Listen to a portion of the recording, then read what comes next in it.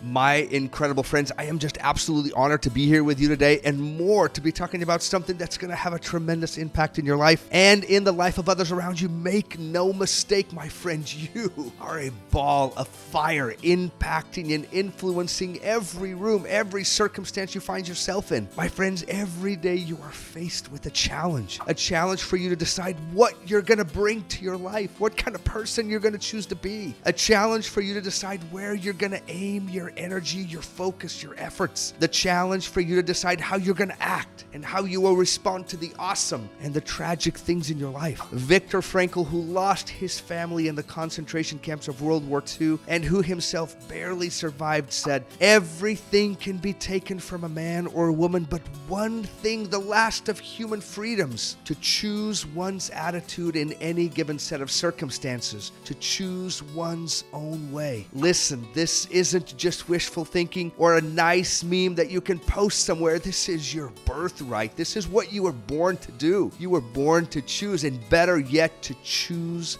wisely, to use your highest intelligence and to choose ways of doing, thinking, and behaving that elevate your life, the life of others, and the circumstances around you. But I've got to be honest with you, and you can be honest with yourself as well. Sometimes our choices aren't great, right? Please don't be offended, because I have made my share of ignorant, unkind, disrespectful, and insensitive choices. My hope today is that you will learn from me, that you will learn from the history of the world, from the incredible choices that others have sacrificed and died for, and the poor choices that have led to hatred, conflict, ridicule, and division. It's that you will recognize the possibility that some of these unwise things may be happening in your life right now. Let's upgrade your internal operating system. In other words, your mind and your actions. Let's be very clear. This is your life. These are your decisions. And the only thing that I want to do is to make a presentation to you that you can either take or you can ball that up, chuck it in the trash. Man, it's your call. I got a question for you, though. Have you ever seen that video where you have two groups of people, some wearing white shirts and some are wearing black shirts? Both groups are bouncing basketballs and passing the ball back and forth to one another. Your job as you're watching this video is to count the amount of times the players with white shirts pass the ball to each other. The players in the black shirts are also dribbling around and passing to one another, but you're only supposed to count the passes that the players in the white shirts are making. As the video goes on and you're busy counting, this gorilla, well, really a person wearing a gorilla suit, walks into the middle of this game, stops, stares at the camera, and walks off.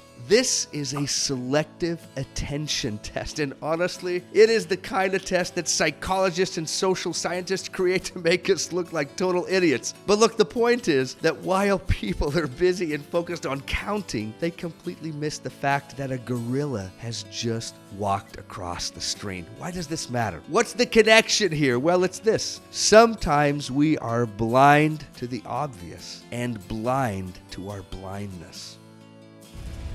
I know, right? We sometimes have a difficult time seeing our own mistakes and seeing how our words and actions are impacting others and the circumstances around us. While we're passing the ball back and forth to our teammates, we're simply missing the obvious gorilla that is walking through the middle of us. Can I introduce a word to you real quick? The word is discrimination. Say it with me, brothers and sisters. Just kidding, you don't have to say it. Discrimination is when someone is treated unjustly or unfairly just because of who they are and what they look like. It can be based on things like their skin color, gender, religion, or even where they come from. Let me teach you one more word: prejudice. Prejudice refers to negative ideas or attitudes that you and I may have toward a group of people. So if prejudice are ideas and attitudes, discrimination is harmful actions taken against a group or people because of their social identity, right? Because of their race or their culture or age or religion or gender. My hard rock and amigos, as I have met with students from all over this country, I have noticed that many of you have talked about being bullied, disrespected, mistreated, and ridiculed by others. Many of you have shared that others around you use offensive and disrespectful language about your culture, your skin color, your gender, who you like, your beliefs, and your life circumstances. circumstances. I've heard that some of you draw or wear signs or clothes that insult someone else's heritage, color, or beliefs. My friend, if you're one of those people, I'm not here to condemn you. I'm here to invite you to do things differently. I'm here to invite you to live the kind of life that opens the doors of opportunity for you, that gives you every possible advantage at school, at home, and in your social world, instead of making the kinds of decisions that close doors for you, that create obstacles in your way, and that harm others around you. If you've been involved in doing some of these things, can I take a quick guess as to why you've been doing them?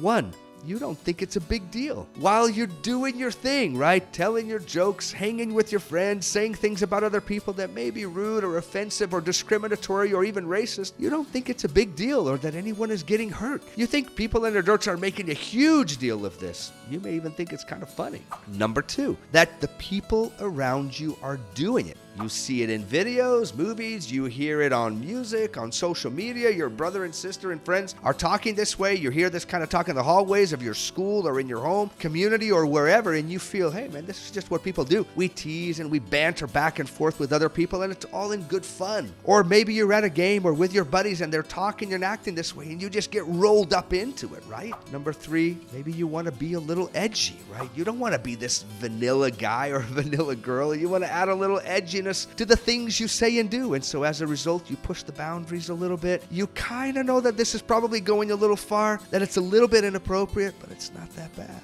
What do you think?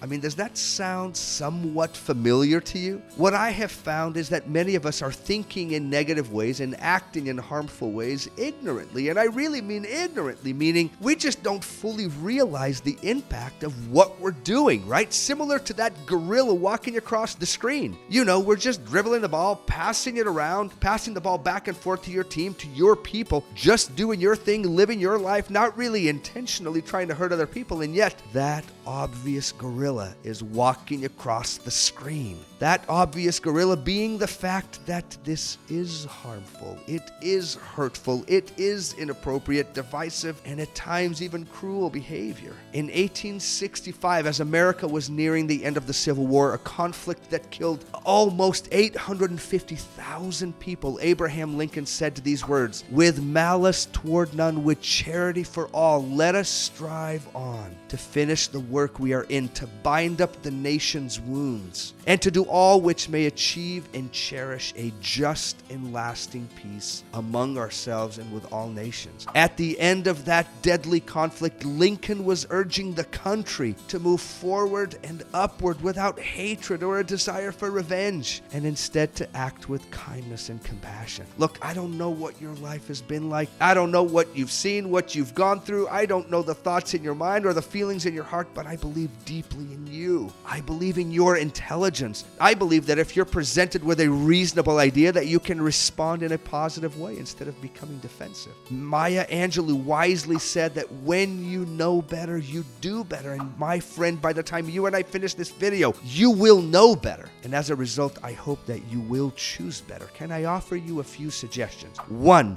live by the golden rule, not the bronze rule. The bronze rule is, I treat people how they treat me. The golden rule is, I treat people how I want to be treated. The Reverend Martin Luther King said, darkness cannot drive out darkness. Only light can do that. Hate cannot drive out hate. Only love can do that. Decide today to let the best of you drive the rest of you in your social settings. Number 2, leave a person better than when they found you. Sometimes our actions hurt others. Man, we can make life hard for people. The way we treat them, the way we look at them, the way we speak to them, the way we speak about them to other people. Have you ever thought about why you do that? Can I challenge you gently to stop doing that? Can I challenge you instead to become more loyal and friendly to people? When you see people, greet them, wave at them, high five them. Man, I tell you, nothing beats a nice, crisp high five. Smile at them, give them the old head nod like this, like, hey, you know what I'm talking about, right? Just do a little, maybe 1% better, and start there. By the way, as you do this, you will find that your own life and circumstances will become more positive as well, kind of like magic.